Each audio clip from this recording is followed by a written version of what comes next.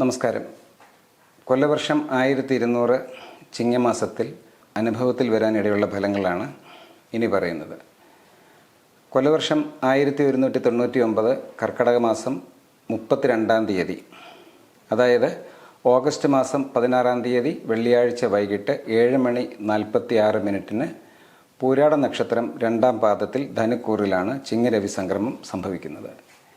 ഈ മാസത്തിൽ സ്വാഭാവികമായും സൂര്യൻ ചിങ്ങത്തിലും, ചൊവ്വ ഓഗസ്റ്റ് മാസം 26 വരെ ഇടവത്തിലും തുടർന്ന് മിഥുനത്തിലും, ബുധൻ ഓഗസ്റ്റ് 22 കർക്കിടകത്തിലും സെപ്റ്റംബർ 4 ചിങ്ങത്തിലും പ്രവേശിക്കും. ശുക്രൻ സെപ്റ്റംബർ 4 കന്നിയിലേക്ക് പ്രവേശിക്കും. മറ്റ് ഗ്രഹങ്ങൾക്കൊന്നും ഈ മാസം ഗ്രഹപ്പകർച്ച ഉണ്ടാവില്ല.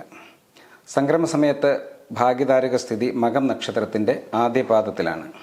അതനുസരിച്ച് സ്റ്റെല്ലാർ അസ്ട്രോളജി കൂടി ഉൾപ്പെടുത്തി ഗണിച്ചെടുത്ത ഫലങ്ങളാണ് ഇവിടെ ചേർക്കുന്നത്. പൊതുവായിട്ടുള്ള ഫലങ്ങളാണ് ഇനി പറയുന്നത്. ഓരോ വ്യക്തിയും ജനിച്ച ജനന സമയം, ലഗ്നം, അവരുടെ ദശ അപഹാരകാലങ്ങൾ, ചാരവശാൽ അനുഭവിക്കുന്ന ഫലങ്ങൾ, ഇവയെല്ലാം അനുസരിച്ച് ഈ ഫലങ്ങളിൽ ഏറ്റക്കുറച്ചിൽ ഉണ്ടാകാമെങ്കിലും പൊതുവായി എല്ലാവർക്കും ഓരോ നാളുകാർക്കും കൂടുതലായി അനുഭവത്തിൽ വിടാനിടയുള്ള ഫലങ്ങളാണ് ഇനി പറയുന്നത്.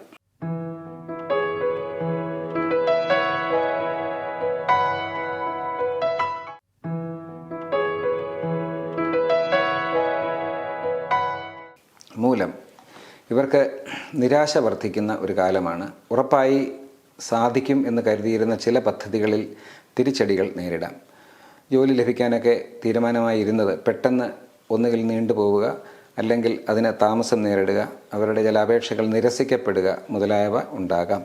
അശ്രദ്ധ മൂലം ചില അവസര നഷ്ടങ്ങൾ ഉണ്ടാകുന്നതിനും സാധ്യതയുണ്ട്. പണം ഇടപാടുകളിൽ കൃത്യത പുലർത്താൻ കഴിയാതെ വരും.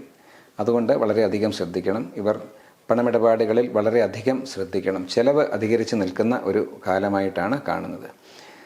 പൈതൃക സ്വത്ത് പ്രതീക്ഷിക്കുന്നവർക്ക് പൈതൃക സ്വത്ത് ലഭിക്കാം.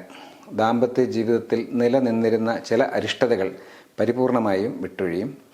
മുതിർന്ന ബന്ധുക്കൾക്ക് ഉണ്ടായിരുന്ന രോഗദുരിതങ്ങൾ ശമിക്കും. ഉദരവ്യാധി, അതിനായി ഔഷധ സേവ വേണ്ടി വന്നേക്കാം. ഇവർ ദോഷശമനത്തിനായിട്ട് സുബ്രഹ്മണ്യസ്വാമിയുടെ ക്ഷേത്രത്തിൽ ദർശനം നടത്തി അദ്ദേഹത്തിന് കുമാരസൂക്ത പുഷ്പാഞ്ജലി നടത്തിക്കുക, അരവണ നിവേദ്യം നടത്തിക്കുക, നെയ്വിളക്ക് കത്തിക്കുക മുതലായ പരിഹാരങ്ങൾ ചെയ്യുന്നത് വളരെ ഉത്തമമാണ്. ചൊവ്വാഴ്ചകളാണ് ഇവർക്ക് പ്രധാനമായും പ്രതികൂല സ്ഥിതികൾ ഈ മാസം ഉണ്ടാകാൻ സാധ്യതയുള്ള ദിവസങ്ങൾ. അതിനാൽ ചൊവ്വാഴ്ച സസ്യഭക്ഷണം മാത്രം കഴിച്ച് സുബ്രഹ്മണ്യസ്വാമിയെ ഭജിക്കുന്നത് ഇവർക്ക് വളരെയധികം ഗുണകരമായിരിക്കും.